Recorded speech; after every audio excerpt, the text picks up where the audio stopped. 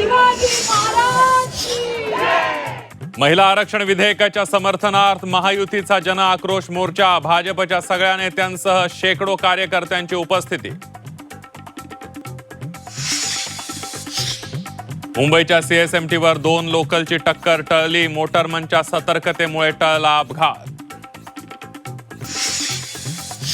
बारामती पोटनिवडणुकीत महाविकास आघाडीचा कार्यकर्ता सुनेत्रा पवारांसोबत हा शब्द. सुप्रिया सुळेंनी सांगता सभेतून केली पाठिंब्याची घोषणा.